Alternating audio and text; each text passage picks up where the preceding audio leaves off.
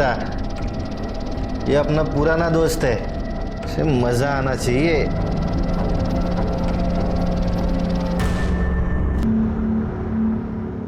मुझे ना बड़ा मजा आ रहा है तुझे ऐसे देखने में। वैसे तेरे हिस्से का आधा प्यार तो तेरा आशिक मुझे कर ही चुका है, अब तू और मैं बराबर।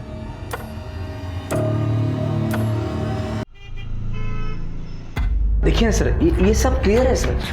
मैं ऑलरेडी स्टडी कर चुका हूँ मनोज जी। ये जो टैक्स बचाने के चक्कर में आपने अनऑथराइज्ड क्लेम्स और इलीगल ट्रांजैक्शंस किए ना, ये सरकार की नज़र में बहुत बड़ा क्राइम है, आप जानते हैं। इसकी सजा 10 साल तक की जेल और 20 लाख रुपए जुर्माना है। अब इंक्वायरी बंद करने के लिए मैंने मेरे सीनियर्स को 10 लाख रुपए में कन्विंस किया है। Thank you Kulkarni sir. पैसों के लिए मैंने अपना ये घर गिरवी रखा है। कुछ दिन और ठहर जाइए, आपका काम हो जाएगा। आप एनफोर्समेंट डिपार्टमेंट के इतने बड़े अफसर हो, कुछ और मोहलत दीजिए ना प्लीज। मैं बात करता हूँ मेरे सीनियर्स से, और अभी तो बात कीजिए आपके पार्टनर से, परेश जी ना। हाँ, चाह क्यों नहीं ना। हो।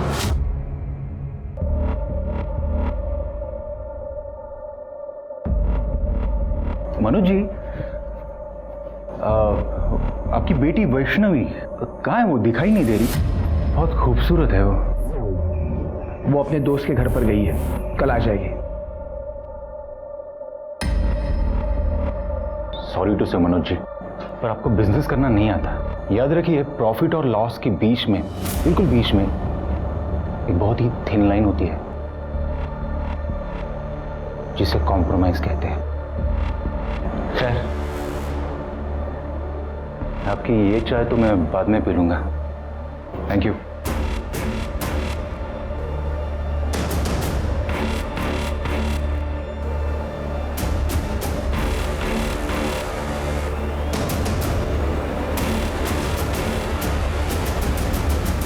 पता नहीं परेश फोन क्यों नहीं उठा रहा है।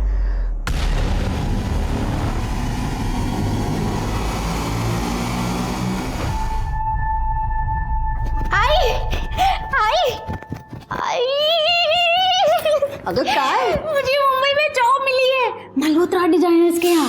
मुंबई की बहुत बड़ी डिजाइनर कंपनी है। I am so happy. अगर बाबा नहीं मानेंगे। भाई आप मना लेना ना बाबा को, ऐसी अपॉर्चुनिटी बार बार नहीं मिलती है। तू जानती है ना बाबा को। आप रुको, बाबा को आने दो, मैं मनाती हूँ। लगता है बाबा आ गए।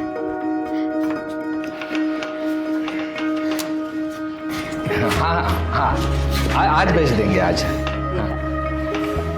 नमस्कार। हाँ हाँ, थैंक यू।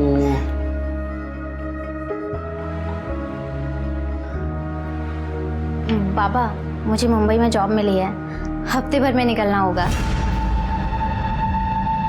ये तो बड़ी अच्छी बात। कोई अच्छी बात नहीं है, मना कर दे उनको। देख, तू अकेली मुंबई नहीं जाएगी, और अगर तेरे को मुंबई जाना है तो तेरे लिए मैं मुंबई का लड़का ढूंढता हूँ। शादी कर ले और फिर मुंबई चली जाना। पर बाबा, कैसी बात कर रहा है मनोज? बच्ची जिंदगी में आगे बढ़ रही है और तू उसके पैरों में शादी की बेड़ियां बांध रहा है। परेश, तुला माहिती नहीं है। भाऊजी, ये नहीं समझेंगे। खानदान परंपरा यही नजर आता है इनको। हाँ, नजर आता है, इसलिए तो मुझे अपनी मर्यादा पता है, और हर एक को अपनी मर्यादा का पता होना जरूरी है। तुझे मुंबई जाना है, शादी कर ले और फिर आराम से मुंबई चली जाना। That's final. बाबा,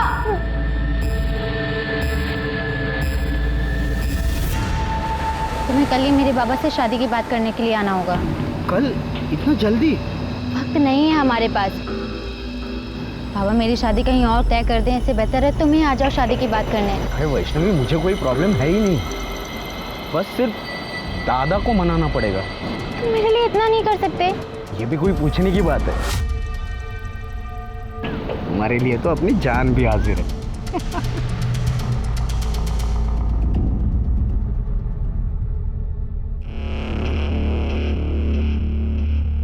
वैष्णवी, अरे वाह, इतना सज धज के कहाँ जा रही है? कहीं जा नहीं रही हूँ, ऋषि आ रहा है अपने भाई के साथ घर पे शादी की बात करने के लिए, उसी का वेट कर रही हूँ।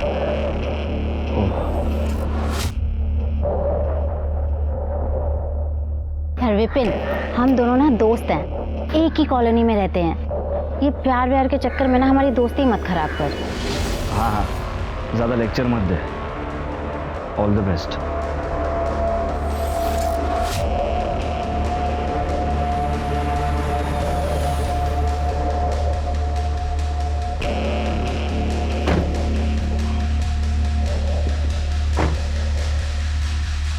हाय, लेट तो नहीं हुआ मैं? नहीं नहीं नहीं, चलिए अंदर चलिए।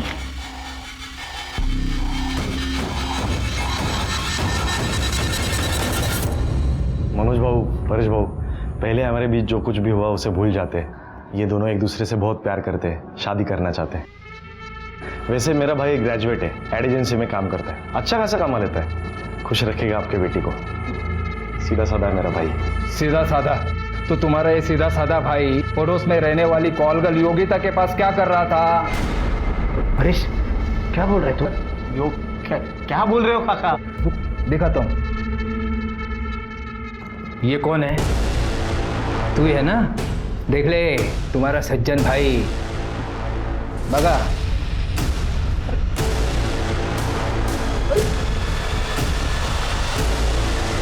परेश, ये फोटो तुम्हारे पास कैसे आई? अरे योगा योग साला, 4 महीने पहले तुम सब लोग शिरडी गए थे। उस वक्त सावंतवाड़ी में मेरी मीटिंग तय हुई थी, तो मैं तुम्हारी बाइक लेने के लिए यहाँ आया था। तब इसको देखा था मैंने। फिर जब कल इन दोनों को साथ में देखा ना मैंने, तब इसको मैं पहचान लिया। आज सुबह उस योगिता के पास मैं गया था, उसी ने ये फोटो मुझे दी है। सुन, एक लड़का है ऋषि कोलवनकर, क्या तू जानती है उसे?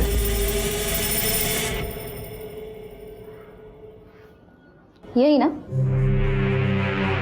ये तो अक्सर आता है मेरे यहाँ, बहुत पसंद है मुझे।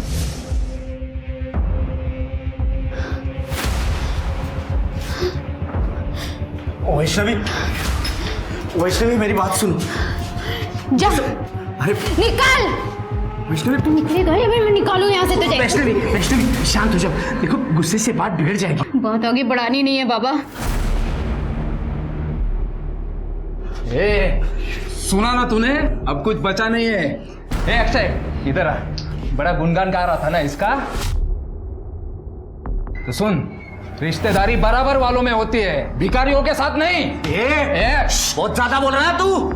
जान से मार दूंगा मैं तुझे, याद रख। मुझे जान से मारेगा। अरे रुक जाओ, रुक जाओ। अरे दादा, अरे परेशान तू नहीं। शांत हो दादा, शांत हो। दादा, दादा, दादा, दादा सॉरी, ये सब मेरी वजह से। रुक इधर ही रुक। तू रह गटर में, वही की पैदाइश है ना तेरी। परेश काका बिल्कुल सही कहते हैं, मेल जोल हमेशा बराबरी वालों में होता है। चल तू निकल। तेरी तो नहीं बात छोड़ूंगा नहीं इसे। चुपचाप दादा बैठ, गाड़ी में बैठ।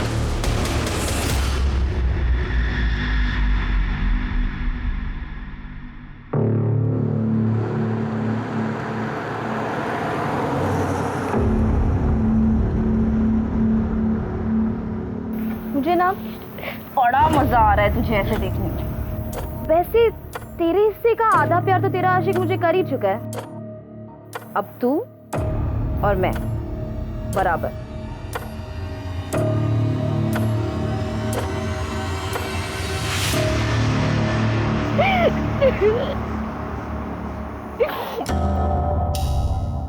I'm so sorry काका, मेरी वजह से आपको इतना सुनना पड़ा। अरे कुछ नहीं, उसकी बातों को तू दिल पे मत ले, वो कुछ नहीं करने वाला।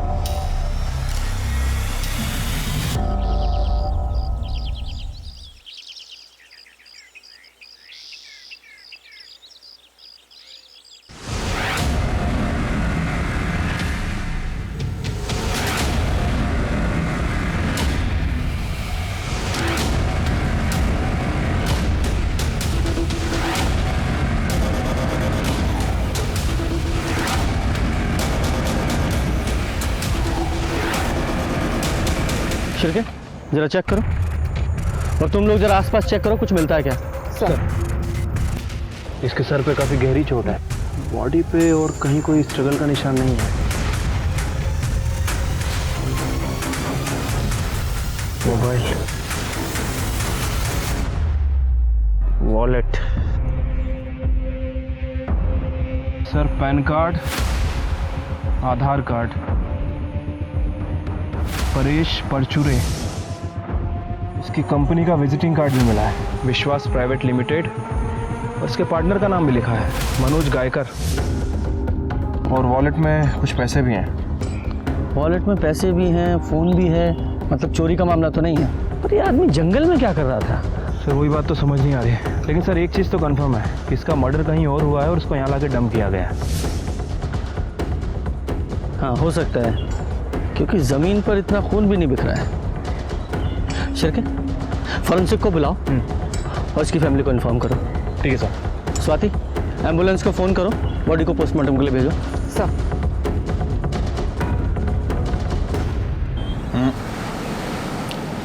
वक्त बहुत कम बचा है आपके पास मनोज जी। देखिए फिर क्या है ना, ये केस अगर मेरे हाथ से निकलकर मेरे सीनियर के पास चला गया ना, तो फिर मैं भी कुछ कर नहीं पाऊंगा। कुलकर्णी सर, मैं कोशिश कर रहा हूँ।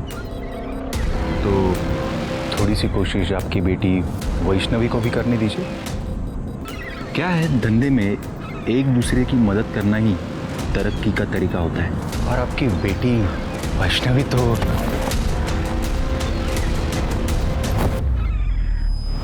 ये गलती दोबारा मत करना, वरना 10 लाख के 20 लाख देने पड़ेंगे। क्या क्या परेश का खून हो गया? अरे देवा, कैसे? परेश जी को आप कैसे जानते थे? अरे सर, वो मेरे भाई जैसा था। एक्चुअली हम दोनों की एक छोटी सी कंपनी है। हमारे एरिया के काफ़ी सारे लोग दुबई में रहते हैं। वो वहाँ से पैसे भेजते हैं और हम उन पैसों को इंडियन करेंसी में कन्वर्ट करके उनके घर वालों को देते हैं 2% कमीशन काट कर। हमने सुना है कि आप दोनों पार्टनर्स के बीच में कुछ अनबन चल रही थी। हाँ, छोटे मोटे प्रॉब्लम्स तो होते ही रहते हैं ना पार्टनर्स के बीच में, और उसकी वजह थी सर। एक्चुअली परेश को सट्टा खेलने की आदत थी और इसकी वजह से अकाउंट से काफ़ी सारे पैसे उसने निकाले थे। बस उसकी वजह से बहुत नुकसान सहना पड़ता था। तो इस वजह से तुमने अपने पार्टनर की जान ले ली? सर मैंने परेश को नहीं मारा, आप विश्वास कीजिए सर। एक मिनट। हाँ पूजा बेटा, वैष्णवी को जल्दी घर भेज देना। हाँ। क्या? लेकिन उसने तो कहा था वो तेरे घर जा रही है। ठीक है, तो थांबा एक मिनट।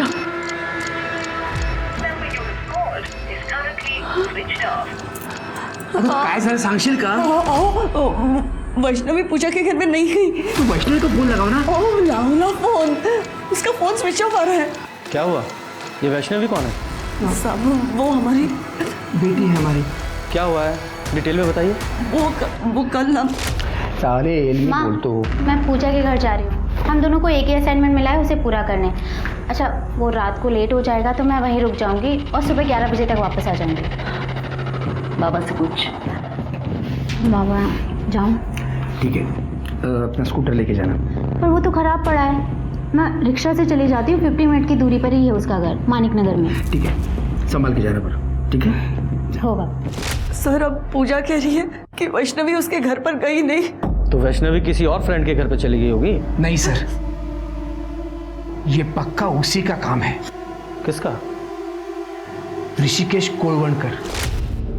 वो कौन है? वो वैष्णवी से शादी करने के लिए आया था, लेकिन परेश को उसके चाल चलन के बारे में पता चल गया था और ये सुनकर वैष्णवी से उसे रिश्ता तोड़ा था और शादी भी तोड़ी थी। तब तो वो चला गया था घर से, लेकिन 2 दिन के बाद तू याद रख, अगर तू मेरी नहीं हुई ना तो मैं तुझे किसी और की भी नहीं होने दूंगा।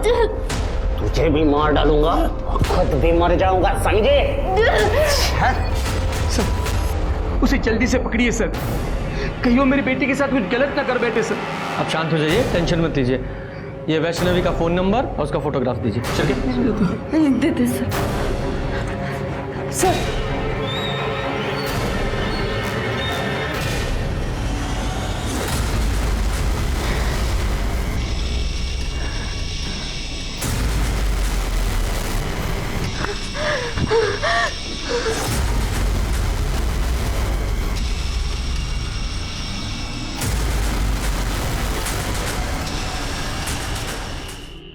शिरके, इनकी कंपनी के अकाउंट्स, सारे बिजनेस रिकॉर्ड, सारे फोन्स, उनकी लोकेशन सब चेक करो। देखो, बिजनेस में कोई किसी का सगा नहीं होता, सब एक दूसरे से फायदे के लिए मतलब रखते हैं। इन दोनों की पूरी कुंडली चाहिए मुझे। ठीक है सर। वैसे इस वैष्णवी के केस का क्या करना है? आप कहें तो उस ऋषि को उठा लूँ? हाँ उठाओ, लेकिन मुझे लगता है कि ये दोनों मियाँ बीवी झूठ बोल रहे हैं। झूठ बोल रहा है? एक तरफ तो कह रहे हैं कि इनकी बेटी वैष्णवी अपनी किसी पूजा नाम की फ्रेंड के साथ असाइनमेंट करने के लिए गई थी, और दूसरी तरफ ये भी बोल रहे हैं कि उसे ऋषि ने गायब किया है। अब ये बताओ, इनकी बेटी वैष्णवी खुद घर पे बोल के गई थी वो अपनी किसी फ्रेंड के साथ सारी रात रुकने के लिए जा रही है। क्यों? इसका एक ही मतलब निकलता है कि वो अपनी मर्जी से ऋषि के साथ भागी है। हो सकता है सर।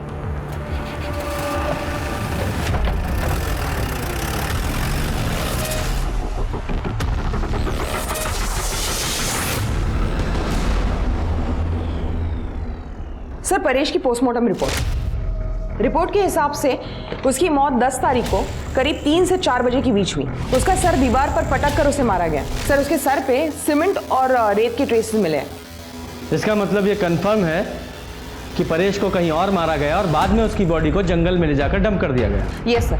सर, जैसे आपने कहा था, मैं ऋषि के घर गई थी। वहां मेरी बात उसके बड़े भाई अक्षय कोलवनकर से हुई। ऋषि तर गोवा गया है। क्यों? उसका वो एड एजेंसी का मीटिंग होता है, अक्सर जाया करता है। क्या हुआ मैडम, इतनी पूछताछ क्यों हो रही है? वैष्णवी अपने घर नहीं गई है 2 दिन से। वैसे मेरे भाई का उसके साथ कोई बातचीत नहीं होती है, हमारा कोई वास्ता नहीं है वो से। ऋषि का नंबर दो। हाँ, 9821। सर, मैंने उसे कॉल किया था, लेकिन उसका फोन स्विच ऑफ है। शायद आपका शक सही है, ऋषि और वैष्णवी साथ में भागे हैं। इस ऋषि का फोन सर्विलेंस पे डालो। अगर ये गोवा कंपनी के काम से गया होता तो उसका फोन स्विच ऑफ क्यों होता? उसकी कंपनी में जाकर जरा पता करो। सर, परेश के कॉल रिकॉर्ड। सर, इसका फोन नाना साहब चौक के पास ही आके बंद हुआ था और यहाँ से 5 किलोमीटर दूर जंगल में इसकी बॉडी मिली थी। शिरके, एक काम करो, नाना साहब चौक का जो सीसीटीवी है उसकी फुटेज चेक करो 10 तारीख को 1 बजे से 4 बजे के बीच की। देखो उस सीसीटीवी फुटेज में परेश के साथ कोई और दिखाई देता है क्या? ठीक है सर। सर, एक और बात, ये परेश और मनोज की विश्वास प्राइवेट लिमिटेड के बैंक स्टेटमेंट। सर, कमाल की बात है कि इस कंपनी में 4 महीने से कोई भी ट्रांजेक्शन नहीं हुआ, और जब मैंने इस कंपनी के रेगुलर कस्टमर से बात की तो उन्होंने भी इस कंपनी के बारे में कुछ अजीब बात नहीं कही। लेकिन जब मैंने रिकॉर्ड चेक किए तो सर पता चला कि मनोज और परेश के खिलाफ आदर्श नगर पुलिस स्टेशन में फ्रॉड का केस फाइल हुआ था। किसने फाइल किया था? सर, अक्षय ने, ऋषि का बड़ा भाई। और सर, ये अक्षय एक 3 स्टार होटल में एडमिन में काम करता है।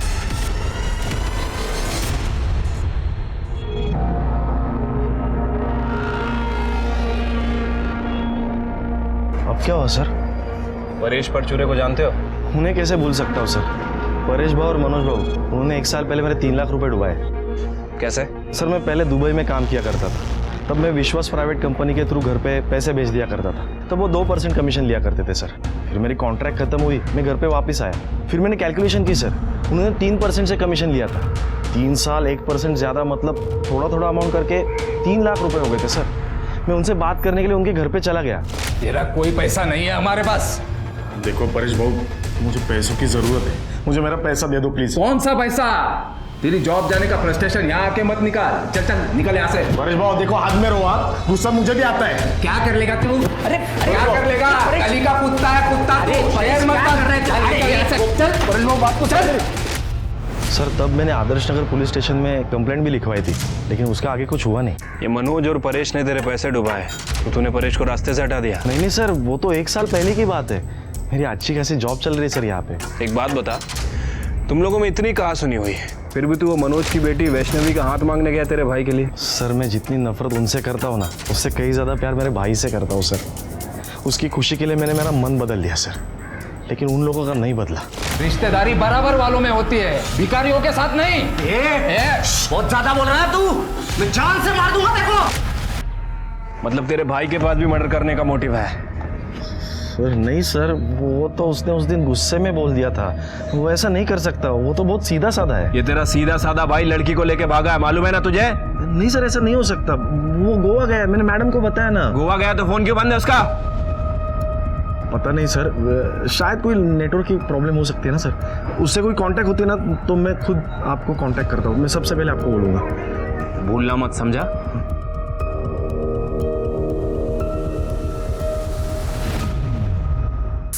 ये परेश की मौत 10 तारीख को 3 बजे से 4 बजे के बीच हुई और उसका फोन नाना साहिब चौक पे शाम को 4 बजे बंद हुआ और उसी तारीख को वैष्णवी अपने घर से गायब हुई और 10 तारीख को ये ऋषि भी गोवा का झूठा बहाना बनाकर अपने घर से निकला और बाद में परेश की बॉडी हमें मिली। सर हो सकता है कि ये ऋषि और वैष्णवी एक साथ भागे हों और परेश ने उन्हें देख लिया, फिर ऋषि और परेश का झगड़ा हुआ हो और ऋषि ने परेश का मर्डर कर दिया। हाँ, पॉसिबिलिटी तो है क्योंकि 10 तारीख को 1:30 बजे से 2 बजे के बीच में वैष्णवी ऋषि दोनों का फोन अपने अपने घर पे स्विच ऑफ हुआ। मतलब उन्हें पहले से पता था कि उन्हें कब और कहां मिलना है और कहां जाना है। हाँ सर, कॉल रिकॉर्ड्स के हिसाब से 5 से 10 तारीख के बीच वैष्णवी और ऋषि में अक्सर कॉल्स हुए।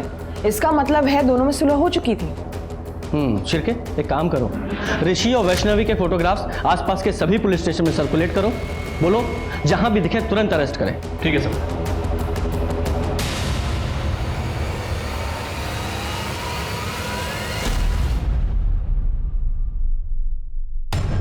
मुझे दे दीजिए ना।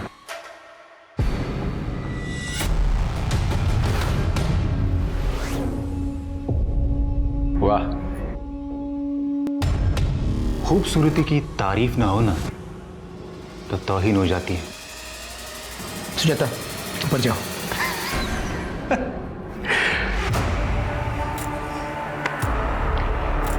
एक डील करते हैं ना मनोज जी, आपकी ये बेटी तो भाग गई, उसकी जगह पे आप अगर इन मोहतरमा को मेरे पास भेज दो। कुलकर्णी सर, वो बीवी है मेरी, ये कहने लो और चलते बनो। मुझे भी कैश चाहिए 10 लाख, और वो भी 2 दिन में।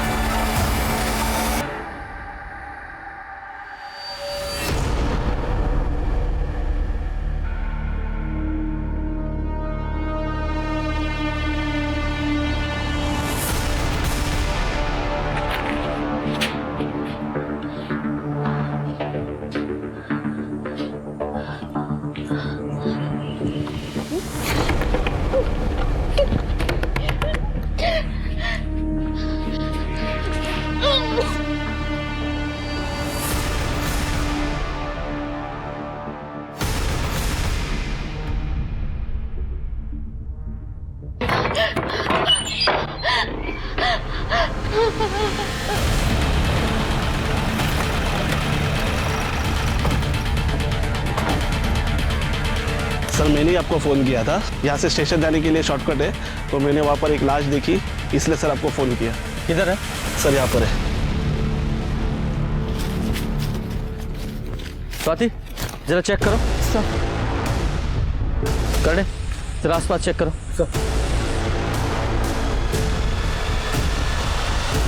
सर ये तो वैष्णवी है।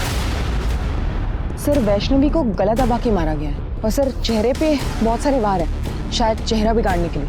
और सर हालत देख के लगता है इसके साथ सेक्सुअल असॉल्ट भी हुआ है, मेंटल और फिजिकल टॉर्चर दोनों हुआ है इसके साथ। इसकी फैमिली को इन्फॉर्म करो और फॉरेंसिक टीम को बुलाओ, बॉडी को पोस्टमार्टम के लिए भेजो।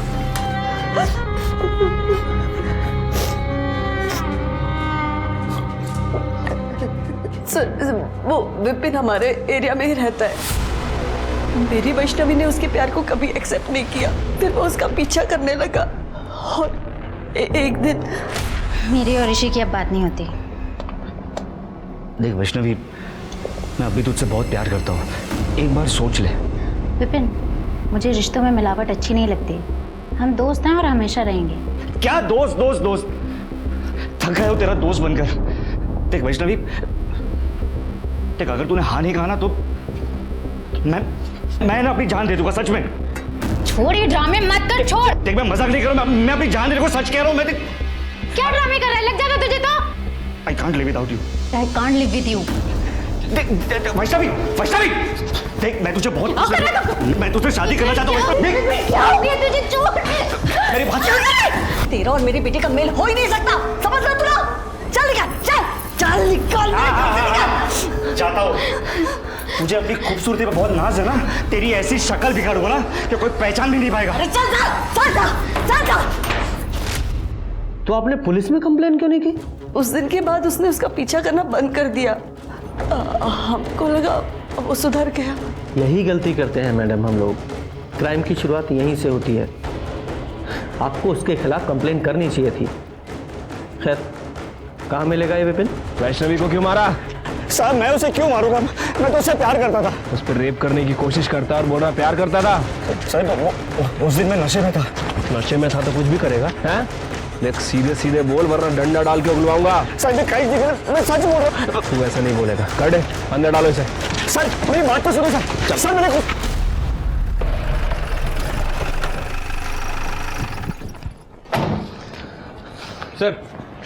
सर हमने विपिन को उठा लिया है और सर ये वैष्णवी की पीएम रिपोर्ट। सर इसके हिसाब से उसकी मौत 14 तारीख को रात 2 बजे से 3 बजे के बीच में हुई है। गला घोटने की वजह से उसकी मौत हुई है सर। और सर रिपोर्ट में ये भी मेंशन है कि उसके साथ लगातार 4-5 दिन से सेक्सुअल एक्टिविटीज़ हो रही थी, लेकिन कहीं कोई सीमन सैंपल नहीं मिला है। एकदम जानवर है ये। जिसने भी वैष्णवी को मारा है उसके मन में वैष्णवी के खिलाफ बहुत गुस्सा भरा होगा। Sir Azad Nagar police station record के हिसाब से वैष्णवी और सुजाता ने योगिता नाम के कॉल गर्ल के खिलाफ कंप्लेन लिखवाई थी। क्या कंप्लेन लिखाई थी? सर रेसिडेंशियल एरिया में ये योगिता जिस्म फरोशी का बिजनेस करती थी। 2-3 बार पहले भी ये योगिता वुमेन ट्रैफिकिंग के लिए अरेस्ट हुई है। बुलाओ इस योगिता को। सर वो वैष्णवी और सुजाता ने मेरी झूठी कंप्लेन की थी। मैं कोई धंधा वंदा नहीं करती सर। अच्छा बेवकूफ समझा है मैं। पुलिस बिना वजह किसी को अरेस्ट नहीं करती, समझी? हमें क्यों लेकर चल रहे? चल बैठ।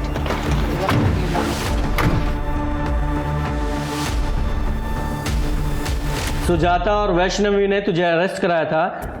तूने बदला लेने के लिए उस वैष्णवी को बेच डाला, उसे किडनैप करवा दिया और जब वैष्णवी ने वहां से भागने की कोशिश की तो मरवा दिया उसे। सर वो धंधा मैं पहले करती थी, अब मैंने वो सब छोड़ दिया है और वैष्णवी को मैंने नहीं मारा है सर। जब तक ये केस सॉल्व नहीं हो जाता शहर छोड़कर नहीं जाएगी। ठीक है सर। जाओ। स्वाति नजर रखना इस पर। सर हमने इस मनोज पर नजर रखी थी। पता चला है कि मनोज ने अपना घर गिरवी रख के मार्केट से 10 लाख रुपए उठाए। ये मनोज जरूर कुछ ना कुछ हमसे छिपा रहा है। हाँ सर। सर लेकिन एक बात मैंने आपसे छुपाई है। कौन सी? एक्चुअली परेश टैक्स और जीएसटी बचाने के चक्कर में पैसों की बहुत हेरा फेरी करता था। मैंने उसे बहुत बार समझाया पर उसे कभी माना नहीं। फिर एक दिन आप लोगों को क्या लगा? ये सब फ्रॉड करके आप सरकार से बच जाओगे? सॉरी सर, अब गलती हो चुकी है। आप ही बताइए क्या कर सकते हैं। 20 लाख रुपए का फ्रॉड है। इंक्वायरी तो बैठेगी। 10 साल की सजा और 20 लाख तक का जुर्माना। मैं क्या कहता हूँ, कुछ चाय पानी ले दे के मामला यहीं सेटल कर देते हैं। 10 लाख कैश। एक ईडी ऑफिसर ने आपसे रिश्वत मांगी? हाँ सर, इसीलिए मैंने अपना घर गिरवी रख के मार्केट से 10 लाख रुपए उठाए थे। नाम क्या था उस ऑफिसर का? राजेंद्र कुलकर्णी। आपके पास नंबर है उसका? हाँ। शिरके नंबर लगाओ।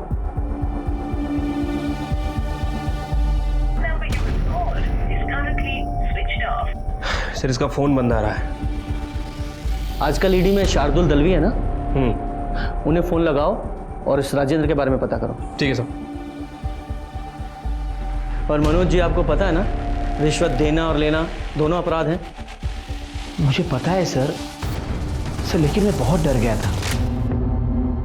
बाबा मैं मार्केट जाके आती हूँ। हाँ संभालो जा।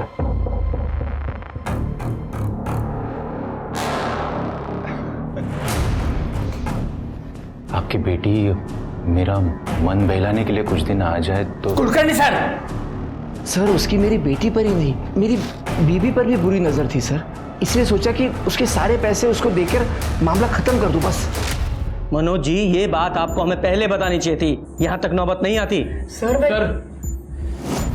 सर दलवी साहब से बात हुई है। उनका कहना है कि ईडी में राजन कुलकर्णी नाम का कोई भी ऑफिसर नहीं है। क्या? और सर विश्वास प्राइवेट लिमिटेड नाम से कभी भी कोई इंक्वायरी नहीं निकली। सच में? मतलब ये आदमी फेक ईडी ऑफिसर बनकर लोगों को ठग रहा है। शिरके इस नंबर को ट्रैक करो, इस नंबर की सारी कॉल लोकेशन और कॉल रिकॉर्ड चाहिए मुझे। मनोज जी आप इस सो कॉल्ड ईडी ऑफिसर को तो अच्छे से जानते ही हैं, चेहरा कई बार देखा आपने। हाँ सर। स्केच बनवाओ। सर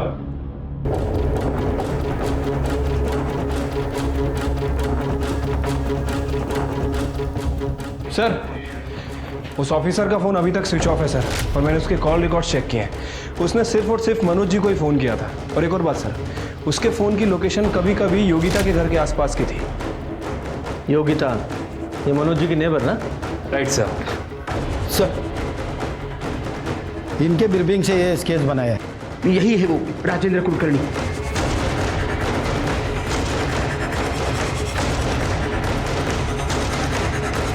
देखो, डरो मत, बताओ यही था? हाँ सर, ये एक बार आया था। ए योगिता, ये अपना पुराना दोस्त है, इसे मजा आना चाहिए।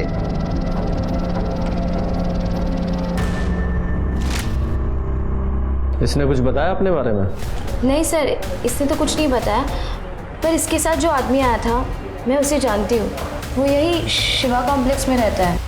हमें सब पता है तेरे और उस नकली ईडी ऑफिसर के रैकेट के बारे में। अब सीधे सीधे बताएगा या तेरे हलक में से उगलवाऊं?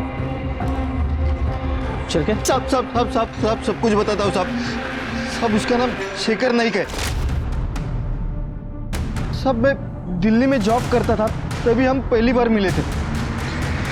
और एक दिन अचानक वो मेरे घर पे आया। क्या? तो तू इधर फेक ईडी ऑफिसर बन के लोगों से पैसे लूटता है? हाँ, और पता है तुझे, थोड़ा सा डरा दो ना तो लोग पैसा दे भी देते। दिल्ली की पुलिस है ना, कुत्ते की तरह ढूंढ रही मुझे, पर मैं हूं ना, उनके नाक के नीचे से भाग आया हूं। और फिर तुम दोनों ने यहाँ आकर ठगी करना शुरू कर दिया? नहीं सर, कसम से सर, मैंने ऐसा कुछ नहीं किया सर। सर बस मेरी इतनी गलती हो गई कि मैंने उसको अपने घर में रहने दिया। सर ना वो मेरे घर में रहता और ना ही वो ऋषि से मिलता। ऋषि कोलवनकर? हाँ सर। पता नहीं यार, उस योगिता ने मेरी फोटो उस परेश को क्यों दी? जी करता है उसे जान से मार दूं। तेरे को पता है, उस परेश और उस मनोज जी के कंपनी ने मेरे दादा के 3 लाख रुपए खाए। क्या?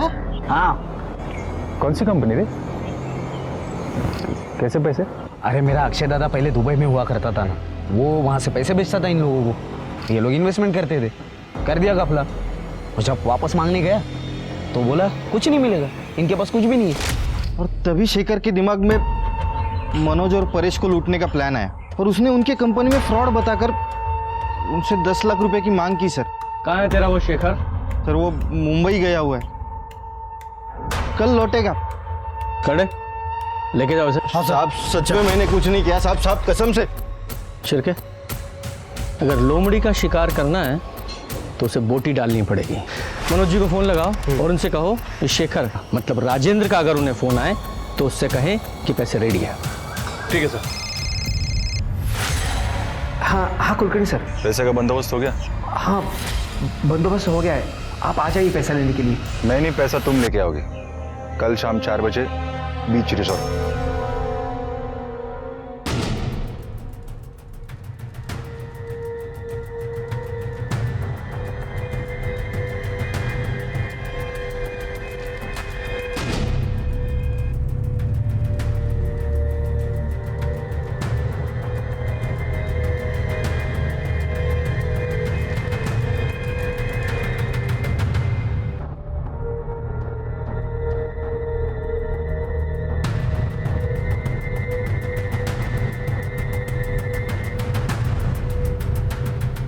Mister Rajendra Kulkarni from ED, I card दिखाइए प्लीज। हाँ।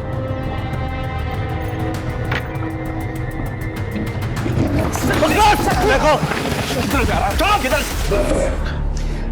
दिल्ली में तुझ पर फ्रॉड के कई केसेस हैं, लेकिन यहाँ पर तुझ पर फ्रॉड के साथ साथ मर्डर और रेप के चार्जेस भी लगेंगे। सर मैंने ना वो परेश को मारा है, ना मैंने वैष्णवी का खून किया है। ये तो इतनी आसानी से नहीं कुछ उगलेगा, हमसे मेहनत करवाएगा। तू ही बता दे, तू तो इसके साथ प्लान में शामिल था ना? सर मैं तो किसी भी प्लान में नहीं था सर। सर वो वैष्णवी को मैं जानता भी नहीं है सर। सर वो तो ऋषि के साथ भागने वाली थी सर। भाई मैंने वैष्णवी को मना लिया है। भाई कब है शादी? नहीं ना यार, यही तो प्रॉब्लम है, उसके घर वाले नहीं मान रहे। लेकिन अक्षय दादा ने बोला है कि तुमको भाग के शादी करनी चाहिए, और इसके लिए हम लोग परसों भाग रहे हैं। अक्षय दादा हमारे रहने का वगैरह सब बंदोबस्त कर रहा है। ऋषि की तुमसे कब बात हुई थी? सर वो कुछ हाँ 8 तारीख को। और 8 तारीख को ऋषि ने तुमसे कहा था कि वो 10 तारीख को वैष्णवी के साथ भागने वाला है। हाँ सर। वैष्णवी के साथ साथ 10 तारीख को वो परेश भी गायब हुआ था। शिरके, इस अक्षय ने हमसे झूठ बोला है कि ऋषि गोवा गया हुआ है। इस अक्षय पर नजर रखो, क्योंकि उसका झूठ सबूत के साथ उसके सामने रखेंगे।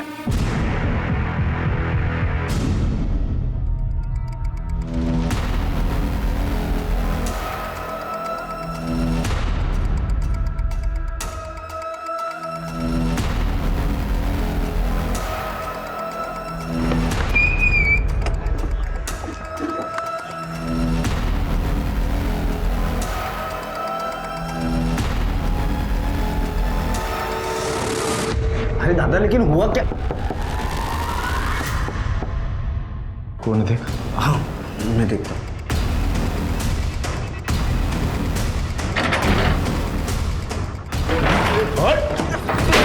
अरे साहब पकड़ो।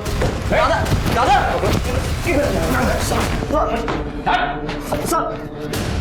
क्यों? तुम दोनों ने मारा है ना वैष्णवी और परेश को? वैष्णवी को मारा? क्या बोल रहे हो सब? दादा, आपने तो बोला हम लोग दोनों कल मुंबई जा रहे हैं ना, और आपकी उससे बात भी हुई है, वैष्णवी कल यहाँ आ रही है ना। दादा झूठ बोला है तेरे भाई ने तुझसे। 10 तारीख को वैष्णवी तुझसे मिलने के लिए निकली थी, फिर वापस घर नहीं पहुंची और सीधे 14 तारीख को हमें उसकी लाश मिली। 4 दिन तक उसके साथ ब्रूटली रेप किया गया। और पता है किसने किया? तेरे सगे भाई ने। गुस्सा आ गया था मुझे, मेरे पैसे डुबाए, मेरा और मेरे भाई का अपमान किया। और इसको 8 तारीख को फोन आया उस वैष्णवी का, उसने बोला कि फिर अपनाएगी इसे, तब मैंने प्लान बनाया। ऋषि, तुम यहाँ से सीधा वर्तक नगर के लिए निकलना। मैं वैष्णवी को उसके घर से पिकअप करता हूँ और वर्तक नगर में छोड़ता हूँ। वहाँ से तुम दोनों मुंबई के लिए निकलना, लेकिन ध्यान से अपना फोन स्विच ऑफ कर लेना, दोनों भी, ताकि तुम लोगों तक कोई पहुँच ना पाए। मैं पूजा के घर जा रही हूँ। हम दोनों को एक ही असाइनमेंट मिला है, उसे पूरा करने।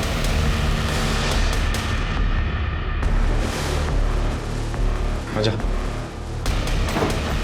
सुन, अब जब तक मैं ना बोलूँ यहाँ से बाहर नहीं निकलना, ठीक है? देखिए, मैं वैष्णवी को लेके आता हूँ, ठीक है?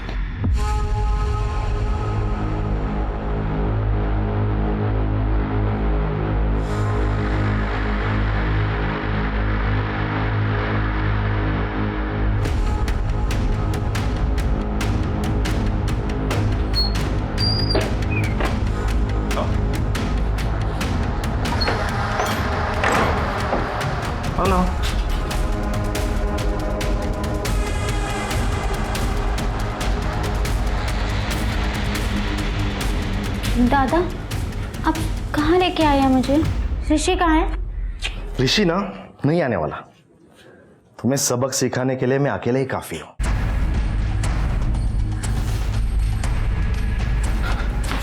काका! क्या चल रहा है तुम लोगों का यहाँ? काका, ये मुझे धोखे से लेके आया है। फिर तो अच्छा हुआ मैं तुम्हारे पीछे आ गया। क्या बोले? वो चर्बी चढ़ी है क्या तुझे? तो देखना है मेरे में कितनी चर्बी है। काका! ऋषि, 10 तारीख को जब वैष्णवी तुझसे मिलने यहाँ नहीं पहुंची, तो फिर तू यहाँ क्यों रुका रहा? गया क्यों नहीं यहाँ से? क्योंकि दादा ने मुझसे कहा कि वो जब घर से भाग रही थी तो उसे घर वालों ने पकड़ लिया और उसके घर वाले मुझे ढूंढ रहे थे, तो कुछ दिनों तो मुझे यही छुपे रहना पड़ेगा और वैष्णवी कुछ दिनों के बाद फिर से भागेगी, इसलिए मैं यहाँ रुका था सर। तेरे भाई ने झूठ बोला तुझसे। बता, क्यों मारा तूने वैष्णवी को? गलती की सजा मिली उसको। दादा, तुमने मुझे इतना बड़ा धोखा दिया, मैं तुम्हें कभी माफ नहीं करूंगा। तब मैं कोशिश करूंगा तुझे उम्र कैद नहीं, सीधे फांसी होगी। लेके चलो इसे।